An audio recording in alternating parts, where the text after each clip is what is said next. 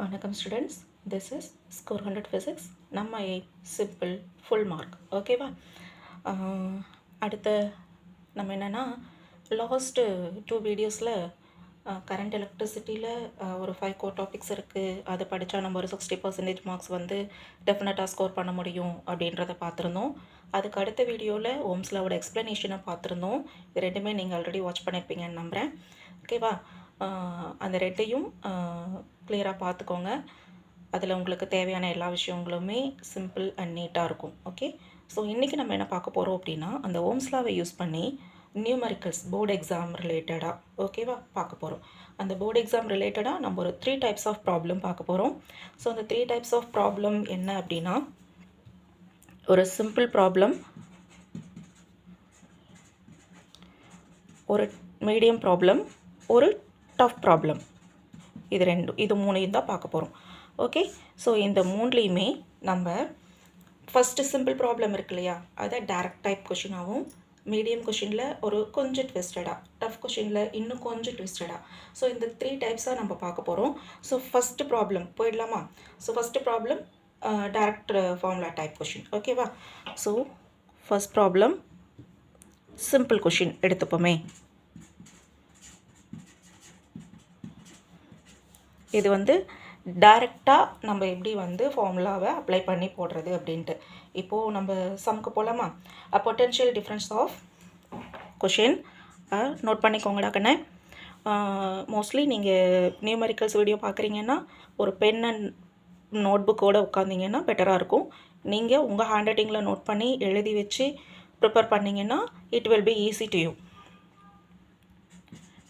Potential difference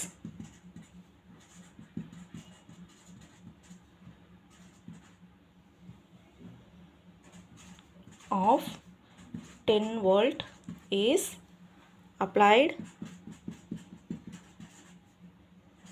across a resistor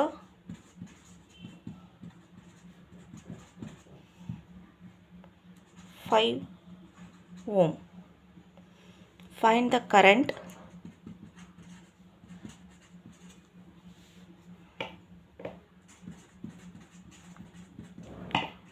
flowing through it. அதாவது நம்ம question என்னென்னா, potential difference of 10 volt is applied across a resistor 5 ohm.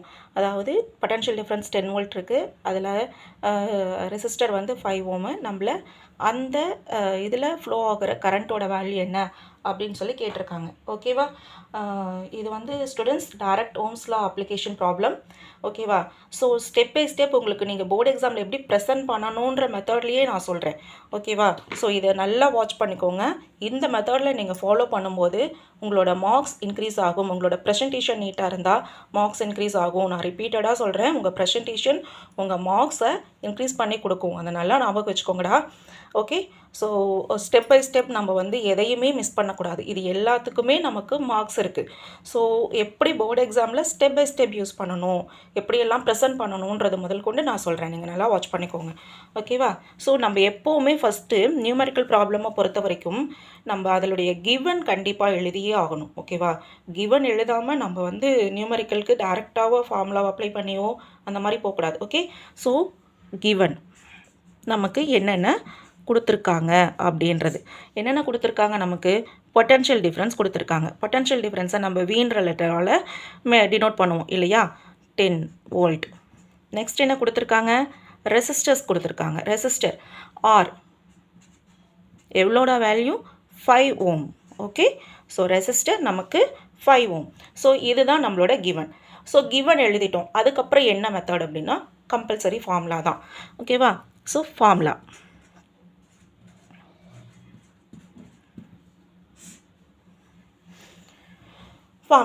Formula நமக்கு தெரியும்.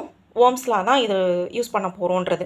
நம்மளோட ஓம்ஸ்லா formula என்ன, V = I/R. இந்த ஃபார்முலா யூஸ் பண்ணி தான் நம்ம என்ன பண்ணணும், இந்த ப்ராப்ளமை சால்வ் பண்ண போகிறோம். ஓகேவா? ஸோ நம்ம யாரை கண்டுபிடிக்கணும், நமக்கு Vயை தெரியும், Rஐ தெரியும், யாரை தெரியாது, நமக்கு I தெரியாது. சரியா? ஸோ நம்ம என்ன பண்ண போகிறோம், to find I.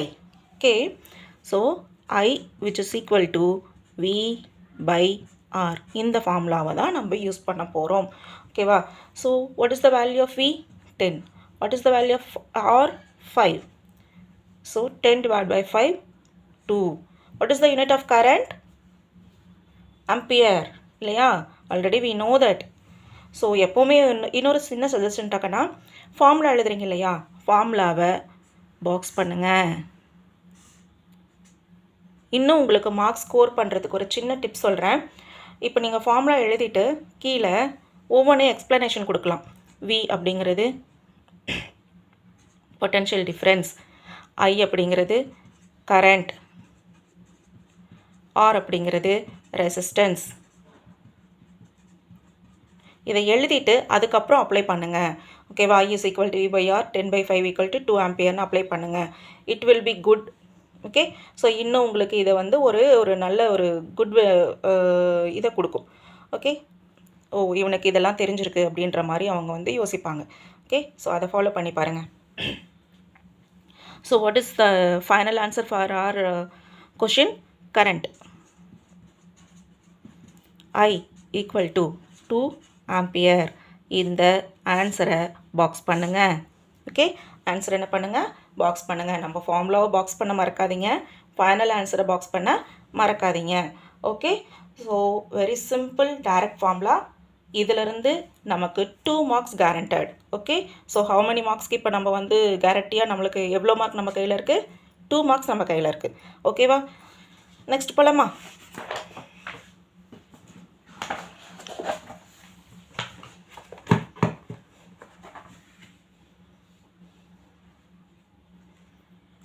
Okay, so second problem. இது மீடியம் நியூமெரிக்கல் ப்ராப்ளமாக பார்க்க போகிறோம். ஓகேவா? ஸோ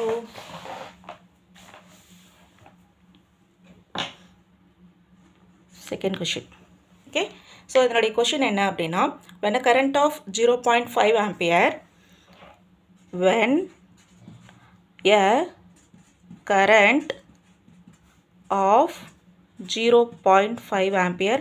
கண்ணா கொஷினை நோட் பண்ணிக்கோங்க. கொஷினை நோட் பண்ணிவிட்டு 1 by 1 அப்படியே ஸ்டெப்ஸையும் ஃபாலோ பண்ணிக்கோங்க. நீங்கள் ஒரு நோட் புக் அண்ட் பென்னோட உட்காந்து இந்த நியூமெரிக்கல் ப்ராப்ளமை ப்ராக்டிஸ் பண்ணுங்கள். Practice makes a man perfect அப்படின்னு நமக்கு நல்லா தெரியும் இல்லையா? எவ்வளோக்கு எவ்வளோ ப்ராக்டிஸ் பண்ணுறோமோ அவ்வளோக்கு எவ்வளோ நமக்கு ஈஸியாக கிடைக்கும். நம்மளோட எஃபோர்ட் போட போட நமக்கு நிறைய மார்க்ஸ் ஸ்கோர் பண்ண முடியும். Okay, when a current of 0.5 ampere flows through a conductor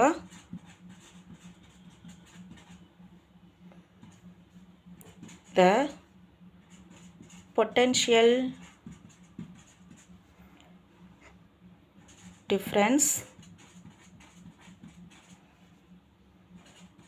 across it is 12 volt. ஓகேவா?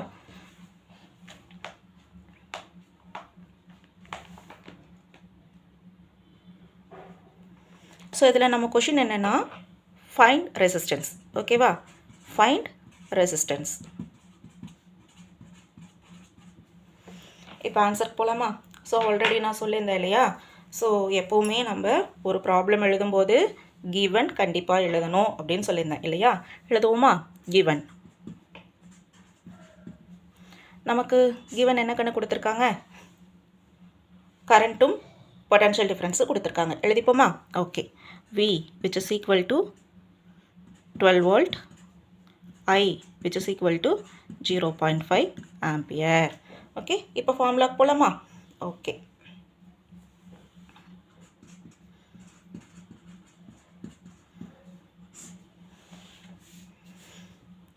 அதே சேம் ஓம்ஸ்லா ஃபார்முலா தான் யூஸ் பண்ண போகிறோம். V is equal to IR. இப்போ நமக்கு V தெரியும், I தெரியும், நமக்கு ஆரை தான் தெரியாது. அவரை தான் நம்ம ஃபைன் பண்ண போகிறோம். ஓகேவா? அவரை ஃபைன் பண்ணுறதெல்லாம் பெரிய விஷயம் கிடையாது, ரொம்ப சிம்பிளாக ஃபைன் பண்ணிடலாம். ஓகேவா? Rearranging the formula. நான் இப்போ என்ன பண்ணணும்? ரீஅரேஞ்சிங்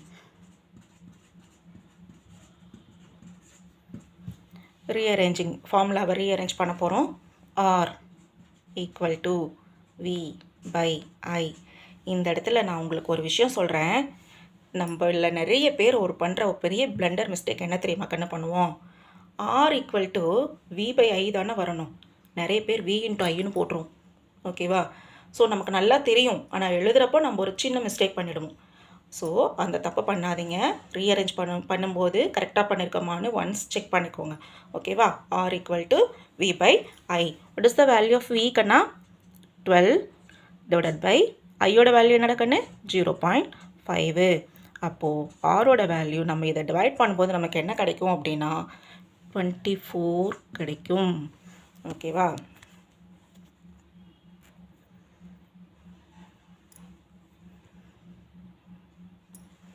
செக் பண்ணிக்கோங்க. ஓகே, நம்மளோட ரெசிஸ்டன்ஸோட யூனிட் என்ன? ஓம். கண்ணா அகைன் ஐ சே யூ, ப்ராப்ளமில் கண்டிப்பாக யூனிட்டை மறந்துடாதீங்க. யூனிட்டை மறந்தீங்கன்னா மார்க்ஸ் கட் ஆகும். ஓகே, ஸோ டெஃபினட்டாக you want to write a unit. Okay students, important think இதில் rearranging formula properly. Okay, so கண்டிப்பாக ரீஅரேஞ்ச் பண்ணும்போது ரொம்ப கேர்ஃபுல்லாக பண்ணுங்கள். செக் பண்ணிக்கோங்க ஒன்ஸ்.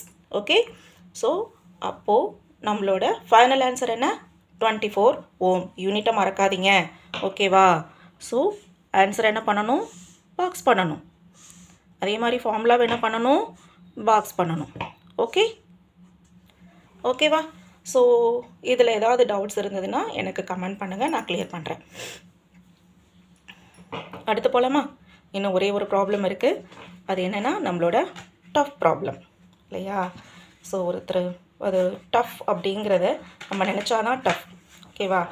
ஸோ நம்ம டஃப்னு நினைக்கல அப்படின்னா it is not a tough. அதையும் நம்ம ஈஸியாக்கிடுவோம்.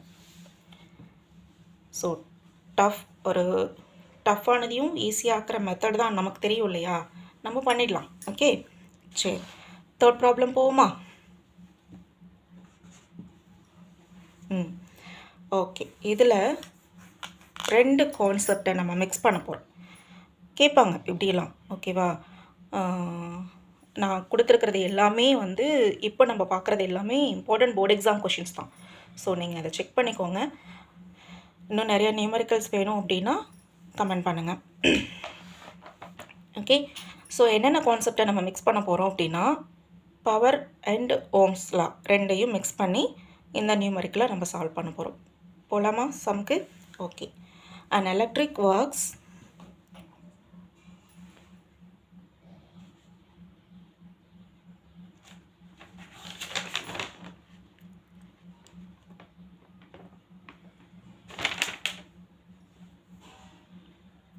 an electric heater works an electric heater works at 220 volt and draws a current of 5 ampere. இதில் நம்ம 2 விஷயம் ஃபைண்ட் பண்ணணும். Find one as resistance of the conductor.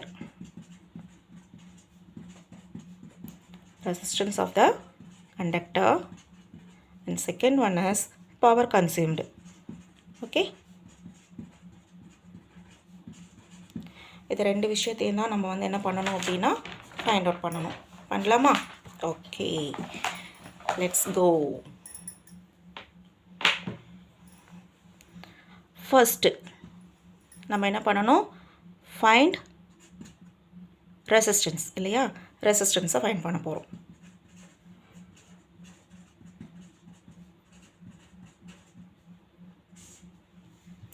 By using Ohm's law.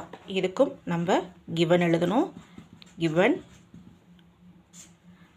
Given நமக்கு என்னடா கண்ணு கொடுத்துருக்காங்க? கரண்ட்டும் பொட்டன்ஷியல் டிஃப்ரென்ஸும் கொடுத்துருக்காங்க இல்லையா? V is equal to 220 volt, I equal to 5 ampere. So next formula. என்ன ஃபார்முலா யூஸ் பண்ண போகிறோம்? ஓம்ஸ் லா ஃபார்முலா தான் யூஸ் பண்ண போகிறோம். ஓகேவா? Using Ohm's law. What is the formula for Ohm's law, Kanne? Yes, V is equal to IR.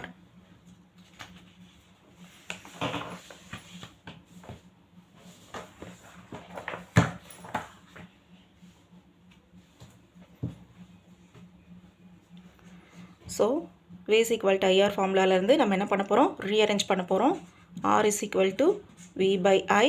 What is the value of V Kanne? 220 divided by 5. What is the value? 44 ohm. நம்ம ரெண்டு விஷயம் என்ன பண்ணணும்? ஆன்சரை box பண்ணணும், ஃபார்முலாவை box பண்ணணும். ஓகேவா? ஸோ ரெண்டையுமே மறக்காதீங்க.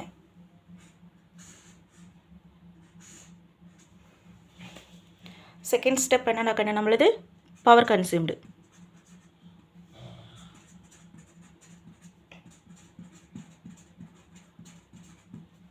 ஓகேவா?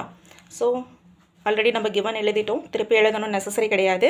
So directly we go for a formula. Okay, formula P is equal to VI, potential difference into current, இல்லையா? So we know the values of V and I.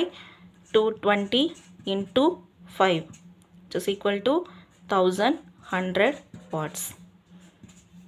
பவரோட unit என்ன கண்ணே? வாட், இல்லையா? So W அப்படின்னு சொல்லிட்டு நம்ம சிம்பிளாக mention பண்ணிக்கலாம். Okay students, இப்போ நம்ம 3 ப்ராப்ளம் பார்த்துருக்கோம். ஒரு ஈஸி, ஒரு மீடியம், ஒரு டஃப் ப்ராப்ளம் பார்த்துருக்கோம். ஓகேவா? ஸோ ஈஸி ப்ராப்ளமில் டைரக்ட் ஃபார்முலா யூஸ் பண்ணியிருக்கோம். மீடியமில் ரீஅரேஞ்சிங் ரொம்ப இம்பார்ட்டன்ட். டஃப் ப்ராப்ளமில் மிக்ஸ்டு கான்செப்ட் யூஸ் பண்ணோம். இந்த 3லையும் நம்ம சேம் ஃபார்முலா தான் யூஸ் பண்ணியிருக்கோம், பட் கொஞ்சம் டிஃப்ரெண்ட் மெத்தடில் யூஸ் பண்ணியிருக்கோம், இல்லையா? If concept clear, numericals very easy. Okay, comment பண்ணுங்கள். Which level was difficult? Easy, medium, tough. Okay, don't forget to comment. So உங்களுக்கு இந்த வீடியோ பிடிச்சிருக்கு, உங்களுக்கு யூஸ்ஃபுல்லாக இருக்குன்னா உங்களோட ஃப்ரெண்ட்ஸுக்கு ஷேர் பண்ணி அவங்களும் யூஸ் பண்ணட்டும், அவங்களும் நல்ல மார்க்ஸ் ஸ்கோர் பண்ணுறதுக்கு ஹெல்ப் பண்ணுங்கள். Subscribe for more videos. Thank you.